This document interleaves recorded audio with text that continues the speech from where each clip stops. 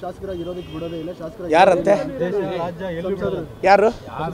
ಸುಧಾಕರ್ ಅಲ್ಲ, ಅವ್ರ ಅಪ್ಪನ ಕೈಯಲ್ಲೂ ಆಗಲ್ಲ ಅಂತೇಳಿ. ಮಿಸ್ಟರ್ MP, ನೀವಲ್ಲ, ನಿಮ್ಮ ಅಪ್ಪನ ಕೈಯಲ್ಲೂ ನನ್ನನ್ನು ಟಚ್ ಮಾಡೋಕ್ಕಾಗಲ್ಲ. ಬರ್ದಿಟ್ಕೋ. ಕೋವಿಡಲ್ಲಿ ನೀನನ್ನು ಒಳಗೆ ಕಳಿಸ್ತಿರ್ತೀನಿ ನಾನು. ಬರ್ದಿಟ್ಕೋ. Thank you so much. Sudhakar ಒಬ್ಬ ಕೋವಿಡ್ ಕಳ್ಳ. ಆ ಕಳ್ಳನನ್ನು ಒಳಗೆ ಕಳಿಸ್ತಿರ್ತೀನಿ.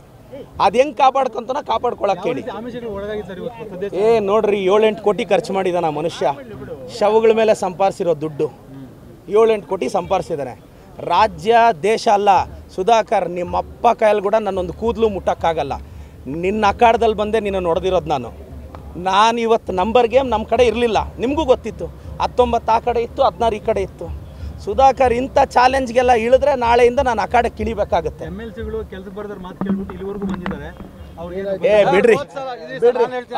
ಹೋದ ಸಲ ರಾತ್ರಿ ವೈ ನಾರಾಯಣಸ್ವಾಮಿ ಅವರು ಓಟ್ ತಂದರು. ಅವಾಗ ಯಾರು ಇರಲಿಲ್ವಾ? ಅವಾಗ ಏನಾಗಿದ್ರು ಇವರು? ಹಾಗೇನಾಗಿದ್ರು ಸರ್? ಅದನ್ನ ಏನಾದ್ರು ರಾತ್ರಿ ಒಂದೇ ದಿವಸದಲ್ಲಿ ತಂದರು ವೈ ನಾರಾಯಣಸ್ವಾಮಿ ಅವರು 6 ಕಡೆ ವೋಟ್ ಮಾಡಿದ್ರು. ಚಿತ್ರದುರ್ಗ, ದಾವಣಗೆರೆಯಿಂದ ಹಿಡಿದು ಚಿತ್ರದುರ್ಗ, ದಾವಣಗೆರೆ, ಆಮೇಲೆ ತುಮಕೂರು, ಮಧುಗಿರಿ, ನಮ್ಮಲ್ಲಿ ವೋಟ್ ಮಾಡಿದ್ರು. ಈಗ ಅವರು ಇದು ಮಾಡ್ಬೋದಾ? ಯಾರು? ಅಲ್ಲ ಸರ್, ಅದು ಹೈಕೋರ್ಟ್ ಏನಾಗಿದೆ. ಇಲ್ಲ ಒಂದು ನಿಮಿಷ. ಇಲ್ಲ ಅದೇನಾಗಿದೆ ಅಂದರೆ, ಈಗ ನಾವು ನೋಡಿ ಮೊದಲಿಂದ 5 ಜನ ನಮ್ಮ ಕಡೆ ಇರಲಿಲ್ಲ. ನಾನು ಪ್ರತಿ ಸಲ 5 ಜನನೇ ಬೈತಿದ್ದಿದ್ದು. ಅದು ಸುಮ್ಮನೆ ಕೆಲವರು ಜನರಲೈಸ್ ಮಾಡ್ತಿದ್ರು.